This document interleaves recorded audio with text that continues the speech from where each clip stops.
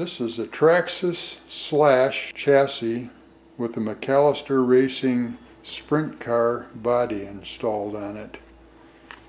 The body from McAllister Racing was a lot easier to put together than what I thought.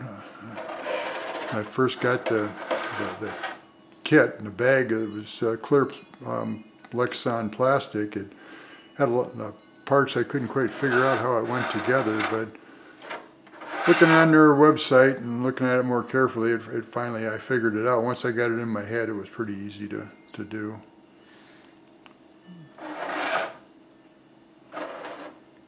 The only thing I didn't like, the wings were attached with screws, but they were black plastic and they really stuck out and didn't look great, so we replaced that with some stainless steel screws. I think it looks a little better.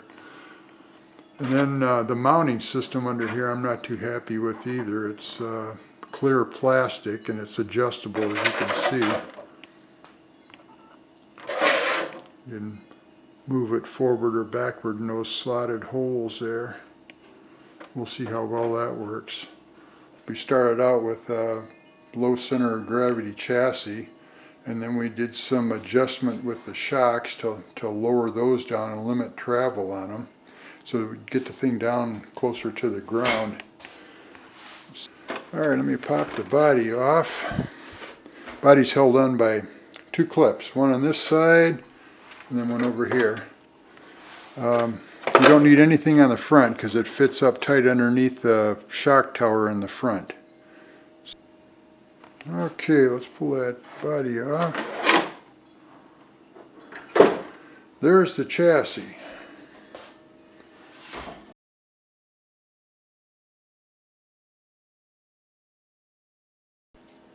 You can see the tank is a separate piece. We further modified it by installing the ProLine two-wheel drive slash suspension kit. And that kit consists of suspension arms, real heavy duty, and with many adjustment points on them. Also, you get much heavier duty turnbuckles. And in the rear, you get, in the front, the steering knuckle, the back, maybe it was the back, I guess it was the back ones that got replaced. It wasn't the front. It was the rear bearing blocks, or whatever you call those things, included in the kit. Required some adjustment in the way the wheel was installed, however, though, because the bearing, these blocks here are bigger, with the standard hex adapter for the wheel in here. You couldn't get it on. I put the wheel in too far this way and it would just slightly rub against this bearing carrier. So we had to go with a hex adapter system, which this is, and convert it to this style, and it brings the wheel out about, I think, 5 millimeters. So you got a pretty wide wide stance in the back.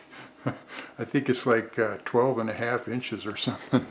So that's, as far as racing, that might not be within the rule system. But anyway, that's what we did. That's what we got to start with. And then also with the upgrades, we upgraded the standard plastic drive shafts with this MIP metal dog bone style here. Much heavier duty. Maybe you see this side better. Much heavier duty here, and it's got plastic dust caps there, so you can keep it oiled and not have it wear out on you. It seems to be working really good. You have to do some modifications to your shocks to do that, because if you have to limit the travel of the shocks. If you don't, and let the shocks run their complete travel, it will allow the dog bone to come loose. Now, it's supposed to be cured by putting a limiter inside the shock body, which we did, so it limits the travel of the piston. Hopefully it worked. We'll find out when we run it.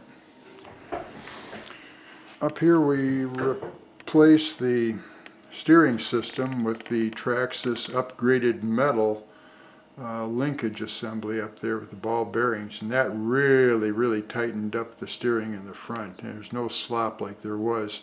The standard system is really sloppy. Tires are from Proline. They're the Proline chain link Hoosier tires. Got narrow ones in the front and big fat wide ones in the back.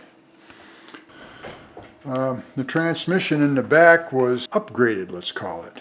We wanted to be able to run a lighter weight oil in the transmission in the differential. So we ordered a hot racing sealed differential, and I installed that, but I had a lot of problems with getting, even though it's supposed to be a sealed differential, getting it to the point where the oil wouldn't leak out of it. Because we used a lightweight oil. Actually, we used 3-in-1 oil in it. We wanted to do that so we could have a real free running differential. Show you what I mean here.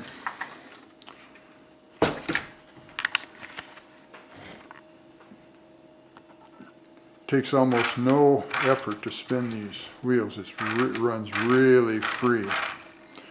And we did that to increase traction on an oval track. That's the theory. Whether it'll work or not, I don't know.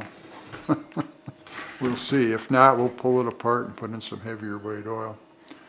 Anyway, we had trouble with it leaking, and I did some little extra stuff with some sealers and stuff around screw heads and to see if I could stop the leak. I don't know if I don't see any visible signs of oil leakage, but it's internal in the transmission. So once I take the motor out, I might see a pool of oil in there. I don't know. But I'm not going to mess with that until we run it, see what it's like. The only thing it didn't come with was a rear bumper. What I did was I took some piano wire and bent that around, and these are actually bullet connectors, electrical bullet connectors, and I soldered them in here, and of course then I drill a hole here so that I can hook them onto the mounting points on the transmission for the standard bumper. But everything's all soldered together, and I don't know how well that's going to work. But we'll find out. If it doesn't, we can always go back and put the Lexan on there. Let's see, what else do we do to it? Of course, we had to stiffen up the springs in the back. They were just a little bit too soft. We might have to do something with the springs in the front too. I don't know. It bottoms out really easy. We got it so close to the ground. So, we've only got maybe 1/4 of an inch of clearance. We might have to change that. We might have to bring that up a little bit. See if I can show you how the body goes on there. One-handed. Starting the nose. Tuck that under there.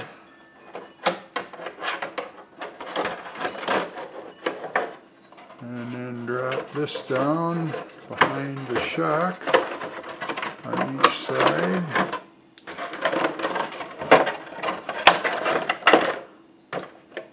And down on the pin, and you're done. All there is to it. Oh, and the front wing you have to mount with, well, any way you want, but what I did is I used a Lexan just bent a framework. I don't know if I can show that or not underneath. You can see underneath there, maybe. It's just clear plastic, so it kind of disappears. It's right here. It's just bent in a U shape and then bent across the top so that I can put a couple of screws in it there. Made 2 different mounting brackets. This one has a kind of a shallow angle. The other one is quite steep in the front. I didn't think it looked right, so I made this one. But maybe the other one's the one to use. I don't know. We'll see. And then I don't know, for a bumper in the front, we've got a part off of I think a bumper for a 4-wheel drive Slash. Just a little short piece of plastic here. Not much to it. But it'll work. It'll give you something anyway. Of course, we got the mud guards on the wheels. You got to have that, right?